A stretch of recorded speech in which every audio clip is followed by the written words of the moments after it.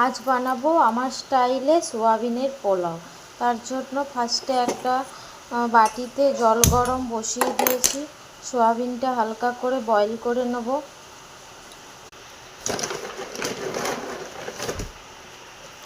আমি দুজনকার মতো বানাবো, তার জন্য আমি সেরকম পরিমাণে সোয়াবিন নিচ্ছি।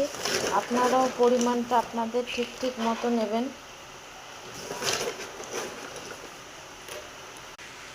জলের মধ্যে একটু নুন আর একটু হলুদ দিয়ে দিই।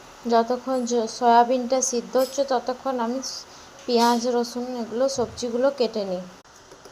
80% সয়াবিন সিদ্ধ হয়ে গেছে, আমি গ্যাসটা অফ করে নিচ্ছি। কুকারে যেহেতু আমি পোলাওটা করব, তার জন্য একটু শক্ত ভাব থাকতে দেওয়া হবে। এদিকে আমি ফুলকপি, ক্যাপসিকাম আর গাজর কেটে নিয়েছি। এগুলো আপনাদের বাড়িতে থাকলে তাহলে দেবেন, না দিলেও হবে। প্লেন সোয়াবিন দিয়ে পেঁয়াজ দিয়ে করলেও হবে। আমি পেঁয়াজও কেটে নিয়েছি গোল গোল করে, এটি কেটে দেব।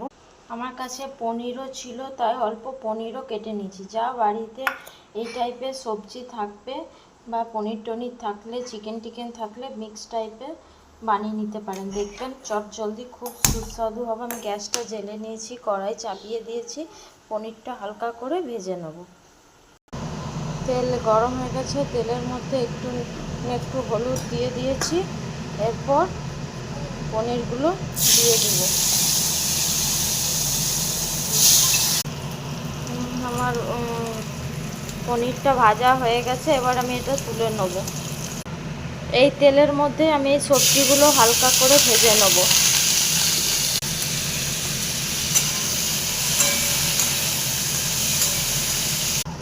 তেলের মধ্যে আর একটু তেল দিয়ে পেঁয়াজগুলো কেটে পরিমাণ মতো আমি ভেজে নিচ্ছি। ভালো করে লাল লাল করে পেঁয়াজগুলো ভেজে নেব।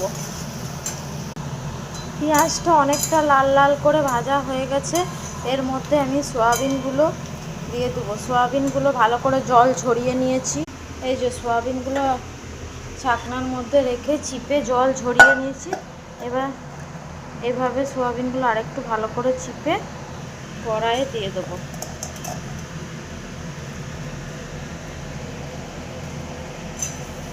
লাইন নেই তো, তার জন্যে বড় লাইটটা জ্বালাতে পারিনি, যার জন্য সবজিগুলো ঠিক কালারটা আপনাদের দেখাতে পারছি না।